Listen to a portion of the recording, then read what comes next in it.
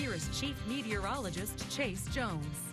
Well, I'll tell you, it was a beautiful day out there. A little cool for my taste, but by tomorrow, definitely pushing up into those 80s. Now, we're watching the humidity levels rise because we're on the lookout for that severe weather setup. Now, we're only making our way down into those upper 50s, but we're definitely on the warm-up. Now, take a good look at these temperatures over the last 24 hours, getting all the way down into those upper 40s. Made a good run into those lower 70s. Not record-setting heat today, but then all the way back down into those mid-50s. Now, we're going to be settling in there for the rest of the evening. Now, I put 59, so I'm off by about 4 degrees.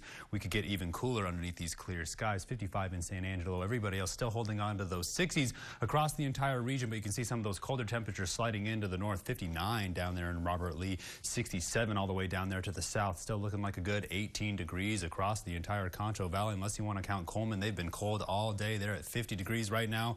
That's going to count 17, so we're definitely outside that spread as we're dealing with some of these relatively humid temperatures. Dew points way up there in those 50s. Humidity indices anywhere from those 70s all the way up into those 80s. That includes up there in Robert Lee, where we're still seeing some of those colder temperatures. Now, we're on the lookout for some of that late morning cloud cover like we saw today.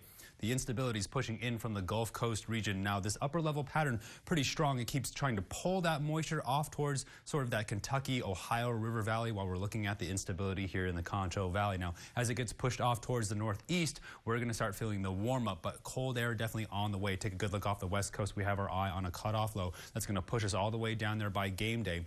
Then it's going to keep us in those 50s as we level out. This system is going to get a lot bigger as soon as that smaller system joins the upper level pattern. When we're looking at the water vapor imagery, get a good look at how much this dry air is pushing all this moisture up across the Rocky Mountains. It's a monster winter storm just barreling across the entire United States. While down here in the Concho Valley, we are pushing record heat. Now, we've already set 2 records, and it's just the beginning of 2025. What does this mean for the rest of the year? Well, we're not quite sure, but it can't be a good thing. We're looking at severe weather outlook. It's just the west coast right now, but we take you down to the surface. We've been tracking these winter weather alerts the entire week, if not throughout the entire weekend. So this storm is definitely taking its time. You can feel the heat down here. Now it's going to continue to pull this instability up from the Gulf Coast and pull it with it up towards the northeast like we were talking about.